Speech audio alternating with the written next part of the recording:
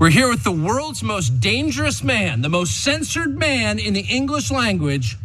But honestly, when you get him in front of an outhouse in the woods, he doesn't seem so dangerous. So fancy outhouse.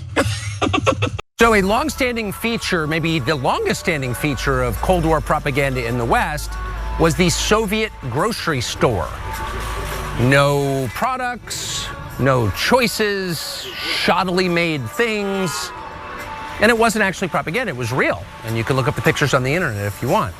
So we thought it would be interesting to take a look at a contemporary, modern-day, 2024 Russian grocery store 2 years into sanctions. Are we having a talk show or a serious conversation?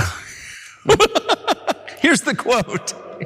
Thank you. It's a formidable serious talk. Да, это серьезный разговор.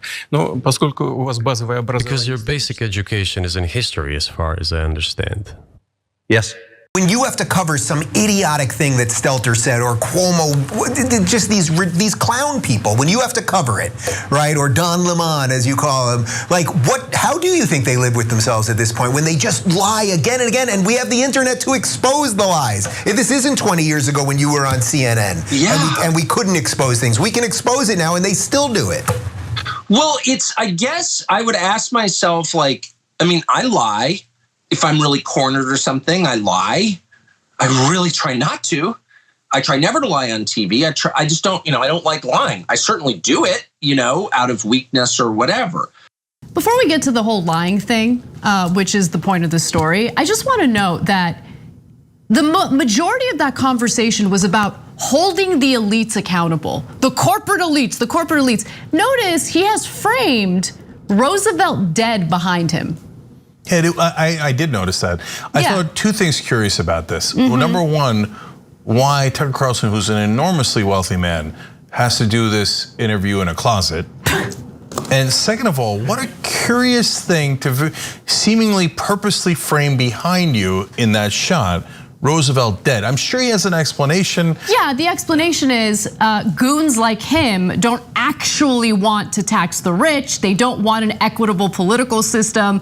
They pay lip service to the political and economic anxieties that Americans have. But while he might point to the, rigged economic system, his solutions have nothing to do with building a robust social safety net or funding government programs or taxing the rich. He has that framed because it was a celebration for people like him when Roosevelt died. On February 22nd, 2022, you addressed your country in a nationwide address when the conflict in Ukraine started. And you said that you were acting because you had come to the conclusion that the United States, through NATO, might initiate a, quote, surprise attack on our country. And to American ears, that sounds paranoid. Tell us why you believe the United States might strike Russia out of the blue. How did you conclude that? It's not that America, the United States, was going to launch a surprise strike on Russia. I didn't say that. Are we having a talk show or a serious conversation? Here's the quote. Thank you. It's a formidable serious talk. Да, это серьезный разговор. Но поскольку у вас базовое образование... Because your basic education is in history, as far as I understand. Yes. You think Vladimir Putin didn't know that Tucker Carlson would be far friendlier to him than someone else in the media? He knew. Of course he knew. He's like, oh, I was ready for the tough questions. It's just that they were never asked. Now, he also said this.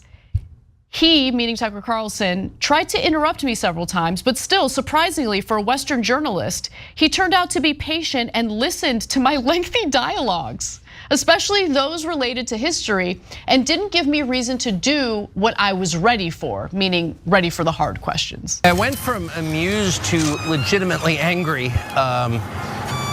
So we were guessing what this would cost. Everybody hears from the United States, buys groceries, and we didn't pay any attention to costs as we were just putting in the cart what we would actually eat over a week.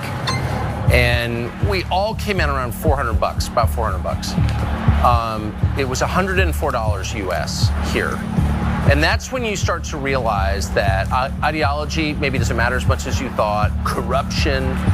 If you take people's standard of living and you tank it through filth and crime and inflation, and they literally can't buy the groceries they want, at that point, maybe it matters less what you say or whether you're a good person or a bad person. You're wrecking people's lives in their country, and that's what our leaders have done to us.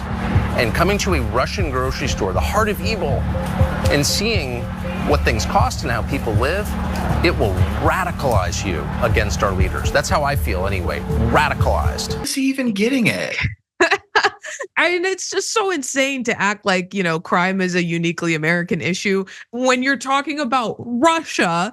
You see the system, the media going after Biden, and he deserves it, but they were covering it up until now. Now they're covering the laptop. Now they're covering attack on the dog. Now they're covering, all of his senility, all the corruption, the Chinese spies. Attacking a dog. What a pig he is. I'm sorry. Well, I mean, I was told that by Secret Service and by people that, let's just say, work with them. And I'm going to leave it at that. But I actually have a contact for you. I'd like to be able to hear it from them. But when this is over, I'll let you actually hear it from yourself. I think they'll tell you off record. I think they're willing to talk to you.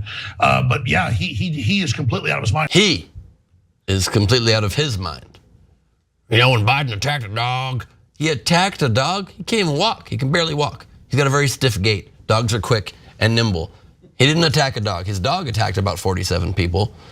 His dog commander, the U.S. Service has acknowledged, has bitten 11 people, and that's just considered to be an underreporting of that fact.